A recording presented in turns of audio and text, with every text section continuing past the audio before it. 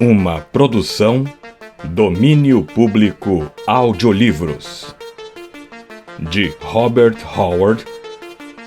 Conan em O Colosso Negro, Parte 1. Narração Jaime Maciel. Antes de começar o vídeo, curta, compartilhe e caso ainda não seja inscrito no canal, clique no botão Inscreva-se. Quer ouvir mais histórias de Conan? Confira a nossa playlist. Aproveite o audiolivro. A noite do poder, quando o destino espreita os corredores do mundo como um colosso recém-erguido de um antigo trono de granito. Apenas o silêncio pairava sobre as ruínas misteriosas de Cutchims, mas o medo estava presente. O medo aturdia a mente de Shevatas, o ladrão, tornando sua respiração rápida e acentuada contra os dentes cerrados. Ali, parado, ele era o único átomo de vida em meio aos monumentos colossais de desolação e decadência. Não havia nem sequer um abutre na forma de um ponto negro contra o vasto céu azul que o sol envidraçava com seu calor. Por todos os lados, erguiam-se sombrias relíquias de uma era esquecida. Enormes pilares quebrados, atravessando o céu com seus pináculos chanfrados. Longas ondas de muralhas em ruínas, blocos de pedra ciclópicos caídos, ídolos despedaçados, cujas feições horríveis os ventos corrosivos e as tempestades de areia não perdoaram. Por todo o horizonte não havia sinal de vida, somente a plena e impressionante vastidão do deserto, bifurcado pela linha tortuosa de um rio seco há muito tempo. No meio daquela imensidão, as colunas se erguiam como mastros quebrados de navios afundados, todas elas dominadas pelo enorme domo de mármore diante do qual Shevatas estremecia. A base do domo era um gigantesco pedestal de mármore que se erguia no que já fora um terraço projetado sobre as margens do antigo rio. Degraus largos conduziam a uma grande porta de bronze do domo, que descansava sobre a base como a metade de um ovo titânico. Ele, em si, era feito de mármore puro, que reluzia como se alguma mão o tivesse mantido polido. Da mesma forma, a extremidade espiralada e dourada do pináculo também brilhava, assim como a inscrição de hieróglifos dourados que se estendia ao longo de vários metros por toda a curvatura da construção.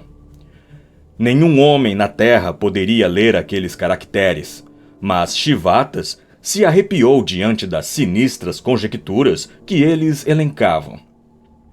Vinham de uma raça bastante antiga, cujos mitos remontavam a ideias com que as tribos contemporâneas não podiam sequer sonhar.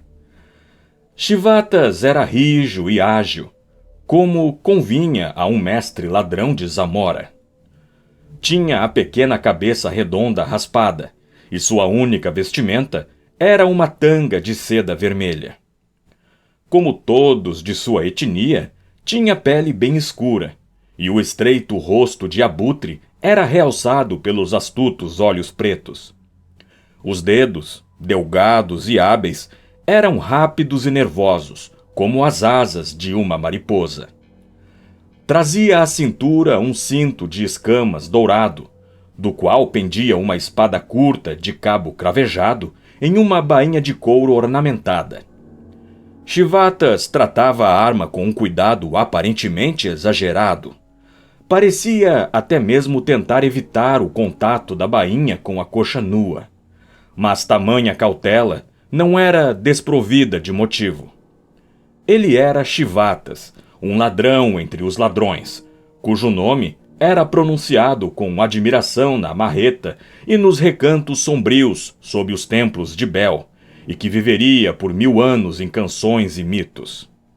Não obstante, sentiu seu coração ser devorado pelo medo ao se pôr de frente para o domo de mármore de Cutchims. qualquer tolo veria que havia algo de sobrenatural naquela estrutura. A despeito dos 3.000 anos de castigo que sofrera pelos ventos e à luz do sol, seu ouro e mármore continuavam tão reluzentes quanto no dia em que mãos anônimas o tinham erguido, às margens de um rio sem nome. Aquela condição sobrenatural combinava com a aura das ruínas assombradas por demônios. O deserto era a misteriosa vastidão que se estendia a sudoeste das terras de Shen. Shevata sabia que seguir por alguns dias de camelo naquela direção o levaria até o grande rio Styx, na altura em que fazia um ângulo reto em relação ao curso anterior e fluía para oeste, para enfim desaguar no mar distante. No local da curva começava a terra de Estígia, a sombria Senhora do Sul, cujos domínios, banhados pelo grande rio, erguiam-se à margem do deserto que o cercava. Ao leste, Shivata sabia, o deserto emendava-se nas estepes que se alongavam até o reino hircaniano de Turan, elevado num esplendor bárbaro às margens do grande mar interior. A uma semana de cavalgada para o norte, encontrava colinas áridas, além das quais situavam-se as férteis terras altas de Kot, o reino mais ao sul das raças iborianas. E na direção oeste, fundia-se as planícies de Shen, que se estendiam ao oceano. Shivata sabia disso tudo em um nível não exatamente consciente, da mesma forma que um homem conhece as ruas da sua cidade. Como viajante, pilhara os tesouros de muitos reinos, mas agora hesitava e tremia diante da maior e mais poderosa aventura de todas. Naquele domo de mármore jaziam os ossos de Tuga Khotan, o sinistro feiticeiro que reinara em Cutchimes há 3.000 anos, quando os reinos da Estígia se estendiam bem mais ao norte do grande rio, por sobre as planícies de Shen até as terras altas. Então, a grande migração dos iborianos varreu o sul, egressa da terra natal da raça, próximo ao Polo Norte. A migração titânica perdurou por séculos e eras. Contudo, no reinado de Tugra Khotan, o último mago de Cutchimes, bárbaros de olhos cinzentos e cabelos desgrenhados, trajando pele de lobos e malhas de escamas, cavalgaram do norte até os ricos planaltos para devastar o reino de Kot com suas espadas de ferro. Eles invadiram Cutchimes como uma tempestade, lavando de sangue as suas torres de mármore, e o reino estígio nortenho desabou em fogo e ruína. Porém, enquanto eles devastavam as ruas da cidade e decepavam arqueiros como se colhessem milho, Tugra Khotan ingeriu um veneno estranho e terrível, e seus sacerdotes mascarados o trancaram em uma tumba que ele próprio preparara. Seus devotos morreram em torno dela num holocausto escarlate, mas os bárbaros não conseguiram arrombar a porta e nem mesmo danificar sua estrutura com marretas ou fogo. Então cavalgaram para longe, deixando intocada a grande cidade em ruínas e o domo no qual dormia Tugra Khotan. E os lagartos da desolação se encarregaram de roer os pilares desmoronados, enquanto o próprio rio que regava a terra secava, afundando-se nas areias do deserto. Muitos ladrões tentaram obter o tesouro que as fábulas sugeriam estar empilhado em volta dos ossos podres dentro do domo. Vários deles morreram às suas portas, enquanto outros tantos viram-se atormentados por sonhos monstruosos, até, enfim, fenecerem com a espuma da loucura escorrendo pelos lábios. Por isso, Shivatas estremecia ao encarar a tumba, e seu temor não era causado apenas pela lenda da serpente que diziam guardar os ossos do feiticeiro. O horror e a morte cobriam todos os mitos de Tugra Khotan, como uma mortalha. De onde estava, o ladrão podia ver as ruínas de um grande salão, no qual centenas de prisioneiros acorrentados eram postos de joelhos durante os festivais, apenas para terem a cabeça decepada pelo rei sacerdote em honra a Set, o deus serpente da Estígia. Em algum lugar ali perto existia o poço, escuro e terrível, onde vítimas eram entregues aos gritos para uma monstruosidade amorfa e inominável saída das profundezas infernais. Segundo as lendas, Tugra Khotan era mais do que humano, e continuava adorado por um culto degradado de asseclas que imprimiam sua imagem em moedas, a fim de pagar a passagem de seus mortos pelo grande Rio Negro, do qual Styx não passava de uma sombra material. Shivatas vira tal imagem em moedas roubadas sob a língua dos mortos, e ela ficara gravada indelével em sua mente. Deixando de lado os medos, ele foi até a porta de bronze, cuja superfície lisa não apresentava nenhum trinco ou maçaneta. Mas não fora à toa que obtivera acesso a cultos sombrios, que ouvira os sussurros soturnos dos devotos de Esquelos debaixo de árvores à meia-noite, e lera os tomos proibidos encadernados em ferro de Vatelos, o cego. Ajoelhando-se diante do portal, tateou o batente com seus dedos ágeis, encontrando projeções pequenas demais para o olho detectar, ou dedos menos hábeis descobrirem. Pressionou-as com cuidado, seguindo um sistema peculiar e murmurando um encantamento há muito esquecido. Ao pressionar a derradeira projeção, pôs-se de pé com extrema rigidez e atingiu o exato centro da porta com um golpe preciso da palma da mão. Não houve ranger de molas ou dobradiças, mas a porta abriu-se para dentro, e em meio a dentes crispados, Shivatas soltou um intenso suspiro de alívio. Um corredor estreito se revelou. A porta deslizara ao longo dele, e agora encaixava-se na extremidade oposta.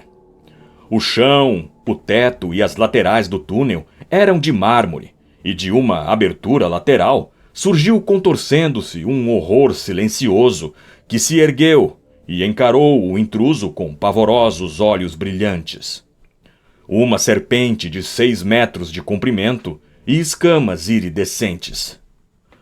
O ladrão não perdeu tempo se perguntando se fossos abissais sob o domo teriam alimentado aquela criatura. Sacou a espada com rapidez, e a lâmina pingava um líquido esverdeado que espelhava aquele que escorria pelas presas em forma de cimitarras do réptil. A espada havia sido mergulhada em veneno igual ao da serpente, e a mera obtenção dele nos pântanos assombrados por demônios de Zingara fora uma saga por si só. Shivatas avançou com cautela, os joelhos ligeiramente dobrados, prontos para saltar como um raio para a direção que fosse. E ele precisou de toda a sua velocidade coordenada quando a serpente arqueou o pescoço e deu o bote, arremetendo toda a extensão do corpo. Apesar de sua celeridade e frieza, Shivatas só não morreu ali mesmo por sorte. Seus planos, tão bem pensados de desviar-se para o lado e atacar o pescoço estendido, foram frustrados pela rapidez atordoante do réptil. O ladrão teve tempo apenas de estender a espada à frente, fechar os olhos involuntariamente e gritar. Então, a espada foi arrancada de sua mão, e o terrível barulho de açoites e corpos se debatendo invadiu o corredor.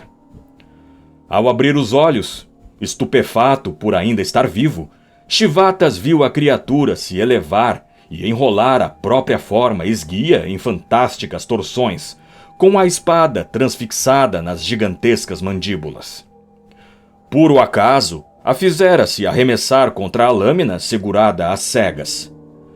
Poucos segundos depois, a serpente se encaracolou em si própria, trêmula, enquanto o veneno da lâmina fazia efeito. Passando por cima dela com cuidado, o ladrão empurrou a porta que, desta vez, deslizou de lado e revelou o interior do domo. Shivatas deu um grito. Em vez da mais profunda treva, viu-se diante de uma luz carmesim que pulsava quase além da capacidade dos olhos mortais. Ela vinha de uma enorme joia avermelhada, posicionada no alto do arco abobado. E Shivatas ficou boquiaberto a despeito de sua familiaridade com riquezas. O tesouro estava ali, amontoado numa quantidade impressionante.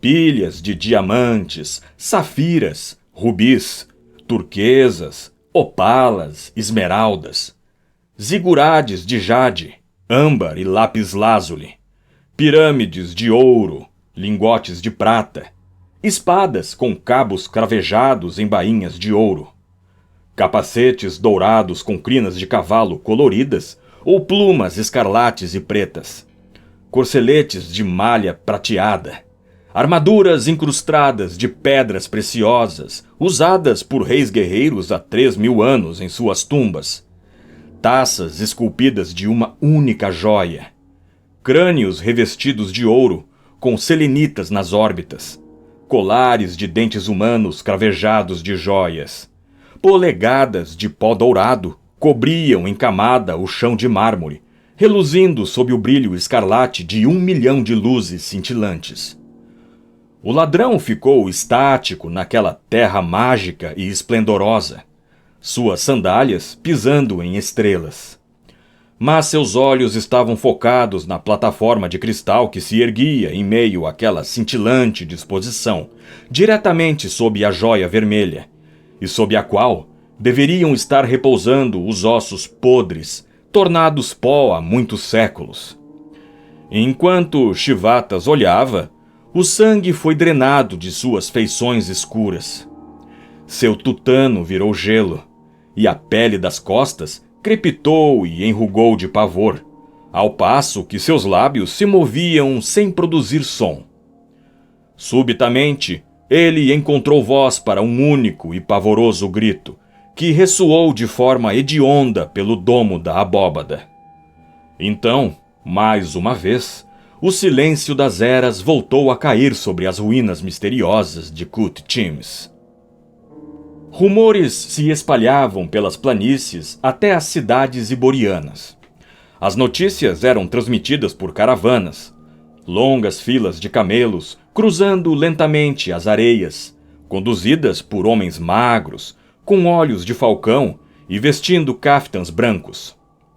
Elas passaram pelos pastores de narizes aduncos que viviam nos campos e chegaram aos moradores das tendas, nas atarracadas cidades de pedra, onde reis de barbas negras e curvas adoravam deuses barrigudos com curiosos rituais.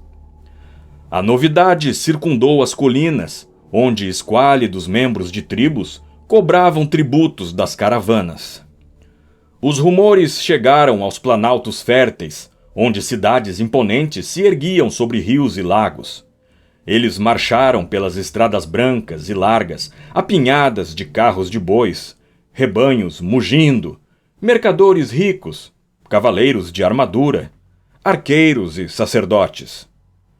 Os rumores vinham do deserto que ficava ao leste da Estígia e ao extremo sul das colinas de Kot. Um novo profeta surgira em meio aos nômades. Os homens falavam de guerras tribais, de uma reunião de abutres a sudoeste e de um terrível líder que levara suas hordas em rápido crescimento à vitória.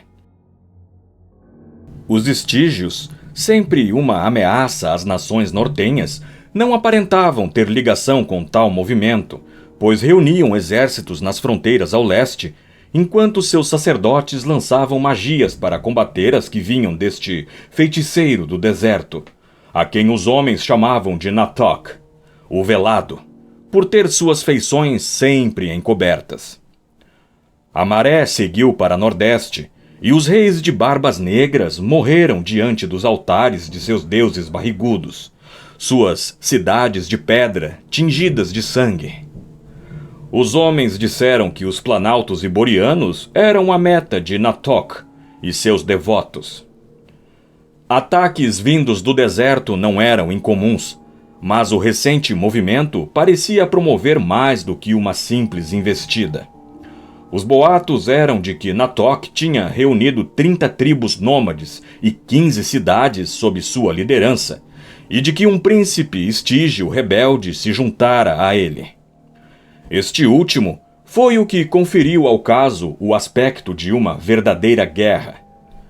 De modo característico, a maior parte das nações iborianas tendia a ignorar a crescente ameaça, mas em Coraja, arrancada das mãos shemitas pelas espadas dos aventureiros de Kot, o espírito era de cautela. Estando a sudoeste de Kot, ela sofreria toda a fúria da invasão, e seu jovem rei fora feito prisioneiro do traiçoeiro rei de Ofir, que hesitava em devolvê-lo ao poder em troca de um poupudo resgate ou entregá-lo ao inimigo, o avarento rei de Kot, que oferecia um vantajoso tratado em vez de ouro. O governo do reino fatigado passara às mãos pálidas da jovem princesa Yasmela, irmã do rei. Os menestréis cantavam sobre sua beleza por todo o ocidente, e ela se orgulhava de fazer parte de uma dinastia real. Entretanto, naquela noite, seu orgulho lhe fora arrancado como um manto puxado. Em seu quarto, formado por um domo de lápis-lazuli no teto e decorado com raras peles no chão de mármore e detalhes de ouro nas paredes, 10 garotas de membros delgados, ornados por braceletes e tornozeleiras incrustadas de joias, todas elas filhas de nobres, dormiam em divãs de veludo ao lado da cama real, com seu estrado dourado e dossel de seda. Mas a princesa Yasmela não descansava na cama macia.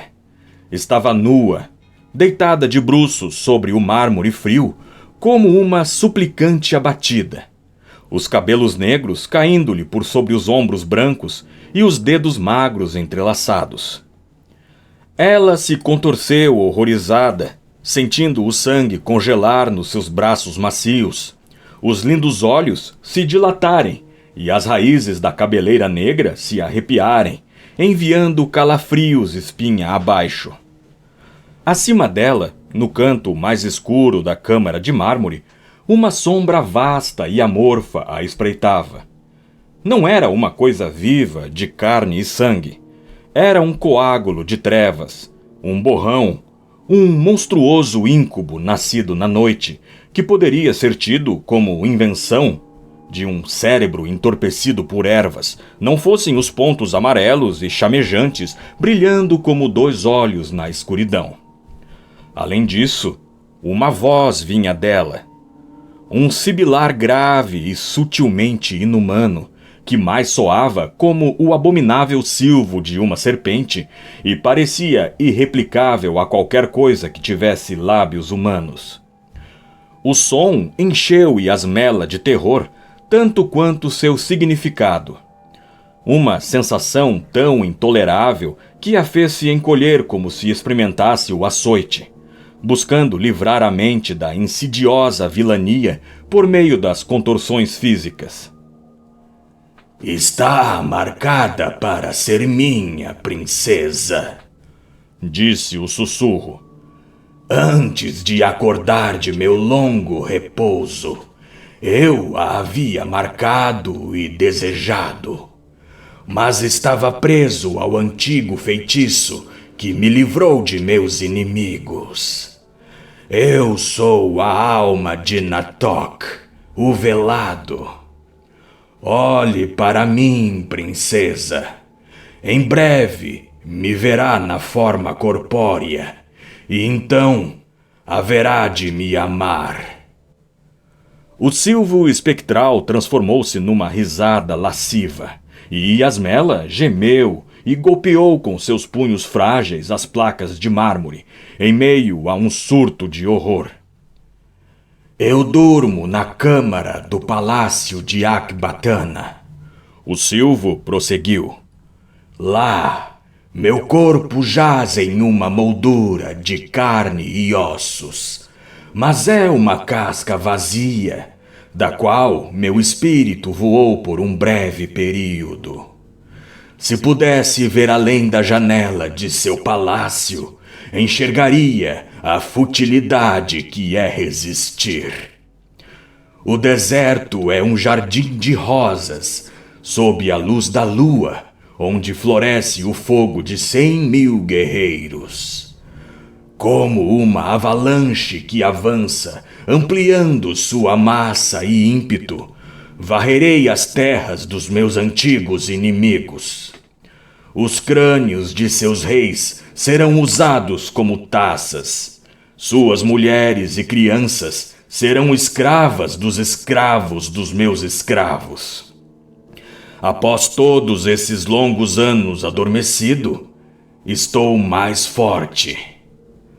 Mas você será minha rainha, princesa. Hei de ensiná-la a arte antiga do prazer. Nós... Diante da torrente de obscenidades cósmicas proferida por aquela forma sombria, Yasmela se alinhou e contorceu, como se o açoite ainda golpeasse sua pele nua. Lembre-se, sussurrou o horror. Não demorará até que eu venha reclamar o que é meu.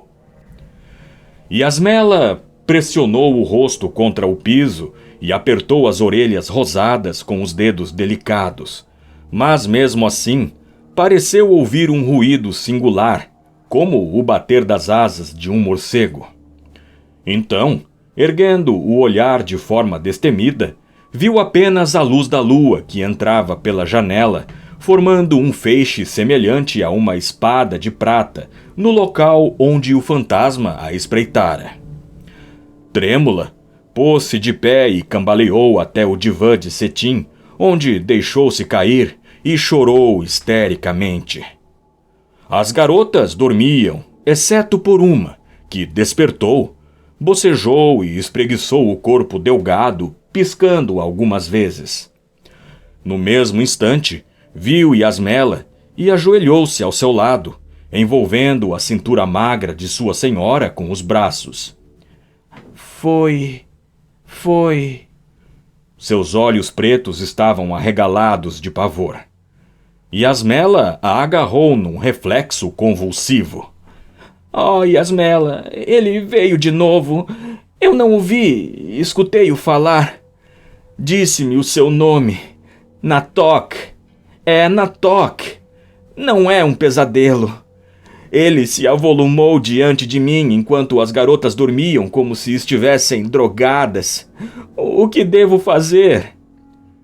Vatesa girou um bracelete dourado em seu braço, meditando. Princesa, ela disse, está claro que nenhum poder mortal é capaz de lidar com ele. E o talismã que os sacerdotes de Ishtar lhe deram é inútil. Portanto, procure o oráculo esquecido de Mitra. A despeito de todo o pavor que acabara de sofrer, Yasmela tornou a estremecer. Os deuses do passado são os demônios do amanhã. Os cotianos haviam abandonado sua adoração a Mitra já há tempos, esquecendo-se dos atributos do Deus universal dos iborianos. Yasmela tinha uma vaga ideia de que, sendo tão antiga, aquela deveria ser uma deidade terrível. Ishtar também era temida, assim como todos os deuses de Kot. A cultura e a religião cotiana tinham sofrido uma sutil combinação das crenças shemitas e estígias.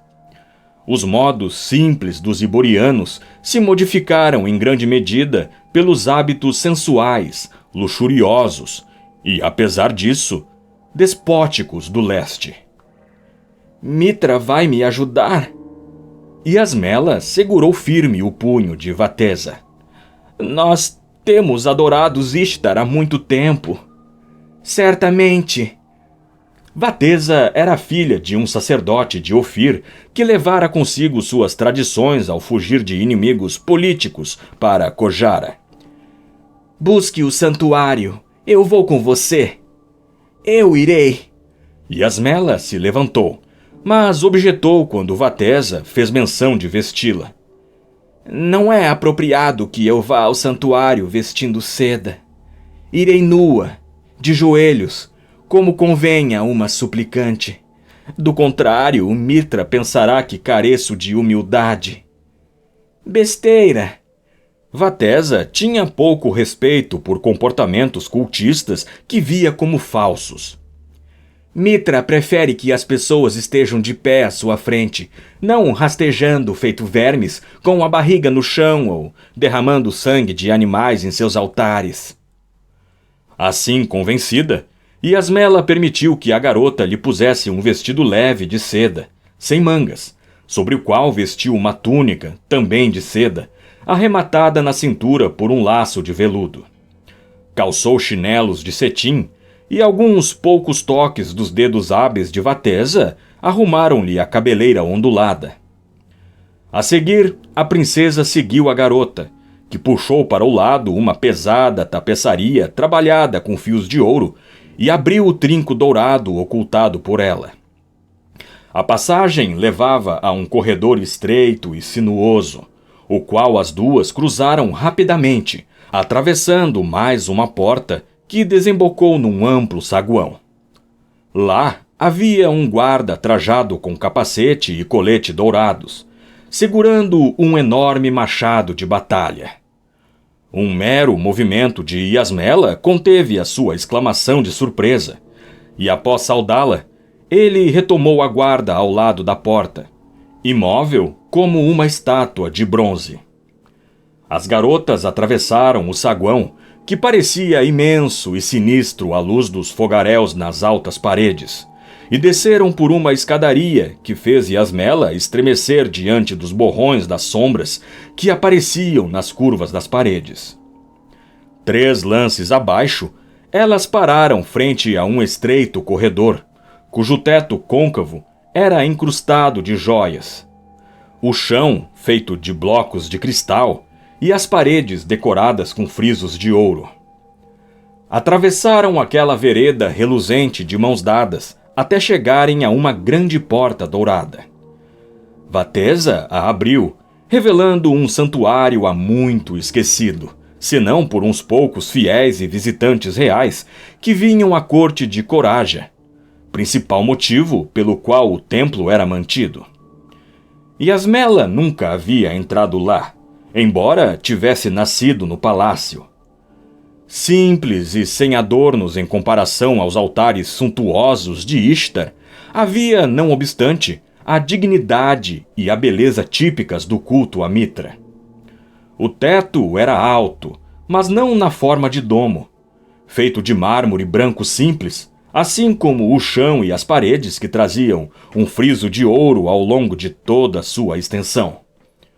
Atrás de um altar feito de puro jade verde, livre de máculas do sacrifício, havia um pedestal, onde se sentava a manifestação material da deidade. Yasmela admirou-se com a largura dos ombros magníficos, as feições simples, os olhos grandes, a barba patriarcal, os cachos grossos dos cabelos, presos por uma simples tira em volta das têmporas. Aquilo, embora ela não soubesse, era arte em sua forma mais elevada. A expressão livre de uma raça detentora de alto padrão estético, sem a obstrução do simbolismo convencional. A princesa caiu de joelhos e se prostrou, a despeito das advertências de Vatesa, que, ao seu lado, acabou, pelo bem das circunstâncias, seguindo o exemplo. Afinal, ela não passava de uma garota, e ambas estavam dentro do espantoso santuário de Mitra. Mesmo assim, não pôde conter um sussurro no ouvido de Yasmela. Esse é só o símbolo do deus. Ninguém sabe como Mitra se parece. Esta é uma representação humana idealizada, tão perfeita quanto a mente humana foi capaz de conceber. Ele não vive nesta pedra fria, como seus sacerdotes dizem que Ishtar vive. Ele está em todos os lugares. Acima de nós, ao nosso redor, e por vezes sonha nos pontos mais altos em meio às estrelas. Mas aqui, seu ser pode ser focado. Portanto, chame-o. O que devo dizer? Yasmela sussurrou, gaguejando de medo. Antes que possa falar, Mitra já sabe o que se passa na sua mente. Vatesa advertiu. Então, ambas as garotas se assustaram quando uma voz ecoou no ar acima delas. Os tons graves, calmos e harmoniosos não emanavam mais da imagem do que de qualquer outro ponto na câmara. Yasmela tornou a estremecer ante uma voz sem corpo que lhe falava. Mas a causa, desta vez, não era horror ou repulsa. Nada diga, minha filha, pois conheço a sua necessidade. A voz soou como profundas ondas musicais numa batida ritmada ao longo de uma praia dourada. Só há uma maneira de salvar o seu reino, e ao fazer isso, salvará também todo o mundo das presas da serpente que rastejou para fora da escuridão das eras. Caminhe sozinha pelas ruas e deposite o destino de seu reino nas mãos do primeiro homem que encontrar. Os sons desapareceram sem deixar eco, e as garotas se entreolharam. Então, ficaram de pé e partiram, sem se falarem, até que estivessem de volta ao quarto de Yasmela. A princesa olhou para fora, pela janela com grades douradas. A lua tinha se posto. A meia-noite, há muito ficara para trás. O som das folias tinha morrido nos jardins e terraços da cidade. Corádia repousava sob as estrelas, que pareciam se refletir nos fogaréus que bruxuleavam nos jardins, ao longo das ruas e nos telhados planos das casas onde a população dormia. O que vai fazer? Vatesa perguntou trêmula. Pegue o meu manto, disse Yasmela com os dentes crispados. Mas sozinha nas ruas a essa hora? Vatesa advertiu. Mitra falou. A princesa respondeu. Pode ter sido a voz de um deus ou truques de um sacerdote. Não importa. Eu obedecerei. Envolvendo seu corpo delgado com um volumoso manto de seda e vestindo um capuz de veludo do qual pendia um véu transparente, ela cruzou velozmente os corredores e chegou até uma porta de bronze, pela qual passou, deixando uma dúzia de lanceiros com os olhos arregalados. Aquela ala do palácio levava diretamente às ruas. Todas as outras eram cercadas por amplos jardins, circundados por um muro alto. Ela ganhou as ruas, iluminadas por fogaréus postados em intervalos regulares. Yasmela hesitou. Então, antes que sua resolução vacilasse, fechou a porta atrás de si. Um leve tremor a acometeu ao olhar de ponta a ponta a rua silenciosa e vazia. Aquela filha de aristocratas jamais havia se aventurado sozinha para fora do seu palácio ancestral. Então, tomando coragem, começou a subir rapidamente a rua. Seus chinelos de cetim tocavam de leve o pavimento, mas mesmo o suave som que produziam levou o coração da moça à garganta. Ela imaginou seus passos ecoando como trovões por toda a cidade cavernosa, despertando figuras maltrapilhas escondidas em covis nos esgotos. Cada sombra parecia ocultar um assassino à espreita. Cada porta, os furtivos cães das trevas. Então ela teve um violento sobressalto. Uma figura apareceu diante de si na rua lúgubre. Com o coração acelerado, escondeu-se rapidamente nas sombras que agora pareciam um refúgio seguro.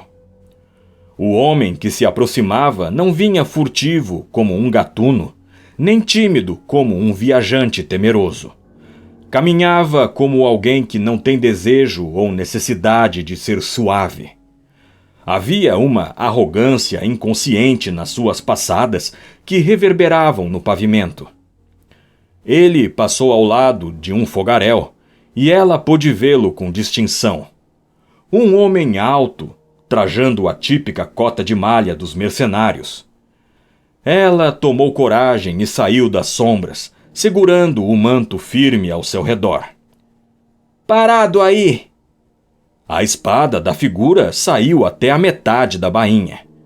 Ela deteve o movimento ao notar que era apenas uma mulher que tinha diante de si.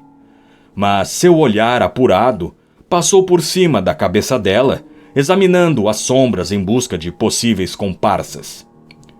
Ele pôs-se a encará-la, com a mão sobre o cabo da espada, projetada para baixo sob o manto escarlate que esvoaçava levemente, preso aos seus ombros, protegidos pela cota de malha. A luz do fogaréu reluzia fasticiosa no aço azul polido de seu elmo. Um fogo mais ameaçador ardia no azul de seus olhos. Ela percebeu imediatamente que ele não era de Koth. Quando ele falou, a princesa soube que não era iboriano. O homem estava trajado como um capitão dos mercenários, e naquele destacamento havia homens de muitas terras, estrangeiros, bárbaros e civilizados. Aquele guerreiro trazia uma qualidade lupina que o marcava como bárbaro. Olhos de nenhum homem civilizado, por mais criminoso ou brutal que fosse, brilhavam com tamanho fulgor. Seu hálito tinha cheiro de vinho, mas ele não cambaleava ou gaguejava. Você foi jogada para fora de casa? Ele perguntou num cotiano rude, estendendo o braço na direção dela. Seus dedos envolveram levemente a cintura redonda, mas, apesar da tentativa de serem delicados, ela sentia como se pudessem partir seus ossos sem o menor esforço. Estou vindo da última taverna aberta.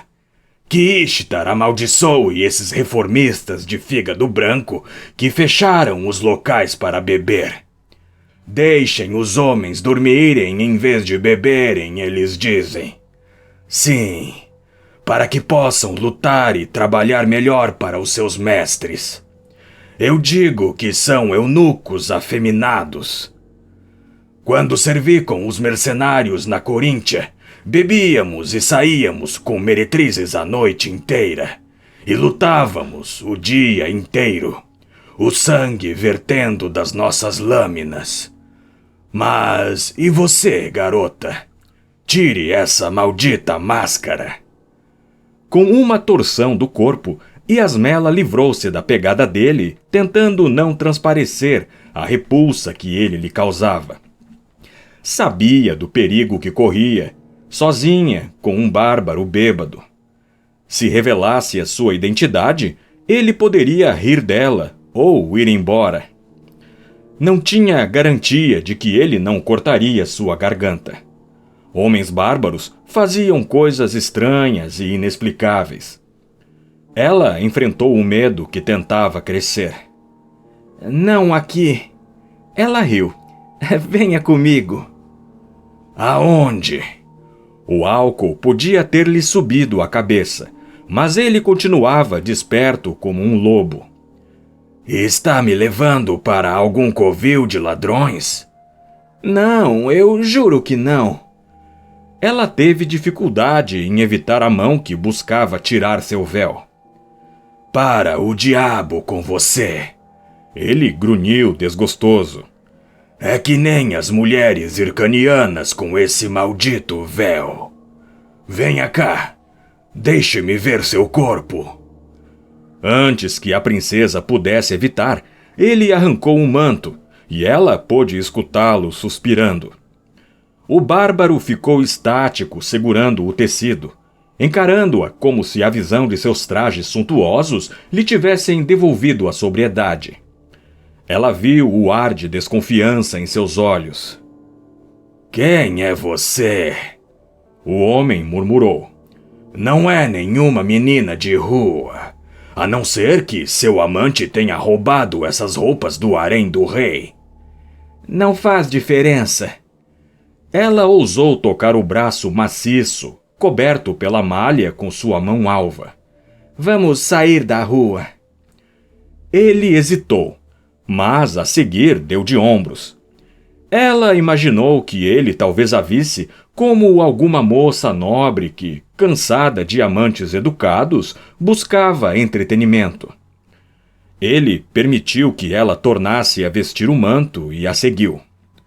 Ela o vigiava com o canto do olho enquanto seguiam juntos pela rua. A cota de malha não bastava para ocultar a poderosa silhueta de tigre. Tudo naquele homem tinha uma qualidade felina, elemental e selvagem. Ele era estranho a ela como uma selva, tão diferente dos cortesãos afáveis com que estava habituada. Ela o temia. Disse a si própria que desprezava aquela força bruta, crua e o barbarismo indômito. Contudo, alguma coisa esbaforida e perigosa dentro de si movia-se ao encontro dele. Aquele acorde oculto e primitivo que espreita na alma de toda a mulher havia sido tocado. Ela sentira a mão bruta em seu braço e em seu âmago algo estremecia-se ao lembrar-se do contato. Muitos homens já haviam se ajoelhado diante de Yasmela, mas ali estava um que ela sentia jamais ter se ajoelhado para ninguém. A sensação que tinha era a de estar conduzindo um felino sem sua coleira. Estava assustada, mas também fascinada pelo medo. A garota parou diante da porta do palácio e recostou-se levemente a ela. Ao observar furtivamente seu companheiro, não viu sinal de desconfiança em seus olhos. O palácio, é? O bárbaro resmungou. Então você é uma dama de companhia. Com um estranho tipo de ciúme, Yasmela se perguntou se alguma das suas damas de companhia já levara aquele guerreiro para seu palácio. Os guardas não objetaram quando ela o conduziu por entre eles, mas o estranho os encarou com o mesmo olhar feroz que um cão lança a uma matilha estranha. Ela o conduziu através de uma soleira demarcada por uma cortina até o interior de uma câmara, onde ele, estático, se pôs a observar ingenuamente as tapeçarias. Ao ver uma jarra de cristal com vinho sobre a mesa de ébano, apanhou-a e bebeu, suspirando e estalando os lábios em satisfação. Vatesa surgiu de sua antecâmara, correndo, ofegante. — Oh, minha princesa! Princesa! A jarra de vinho se espatifou no chão. Com um movimento rápido demais para ser acompanhado pelos olhos, o mercenário arrancou o véu de Yasmela e, a seguir, recuou praguejando, a espada em punho, reluzindo. Seus olhos queimavam como os de uma fera acuada. O ar carregou-se de tensão, como a calmaria que precede uma tempestade. Vatesa caiu de joelhos, apavorada e incapaz de falar, mas Yasmela encarou o furioso bárbaro sem hesitar. Ela percebeu que sua vida corria risco. Ensandecido pela desconfiança e pelo pânico irracional, ele estava pronto para matá-la ante a menor das provocações. Isso não a impediu de sentir certa emoção diante do perigo. — Não tenha medo, disse. Eu sou Yasmela, mas não há motivo para me temer. — Por que me trouxe aqui? Ele rosnou, os olhos examinando o quarto à sua volta. Que tipo de armadilha é essa? Não há nenhum truque, ela respondeu. Eu o trouxe aqui porque você pode me ajudar. Perguntei aos deuses, a Mitra, e ele me ordenou que ganhasse as ruas e pedisse auxílio ao primeiro homem que encontrasse. Aquilo era algo que ele conseguia compreender. Os bárbaros tinham os seus oráculos. Abaixou a espada, embora não a tivesse embainhado. Bem, Se você é Yasmela, precisa mesmo de ajuda. Ele grunhiu. Seu reino está uma verdadeira bagunça. Mas como posso ajudá-la? Se quiser que eu corte alguma garganta, é claro que... Sente-se, ela pediu. Vatesa, traga-lhe vinho. Ele obedeceu, tomando o cuidado, ela notou, de sentar-se com as costas voltadas para uma parede sólida, de onde tinha visão total do quarto. Deitou a espada sobre os joelhos, protegidos pela cota de malha. A princesa a observou fascinada. O brilho azulado parecia refletir histórias de sangue derramado e saques. Ela duvidou da própria capacidade de erguer a arma, mas sabia que o mercenário a manejava usando só uma mão, com a mesma leveza que ela o faria com um chicote de equitação. Reparou na largura e na força das mãos dele. Não eram as patas mal desenvolvidas de um troglodita.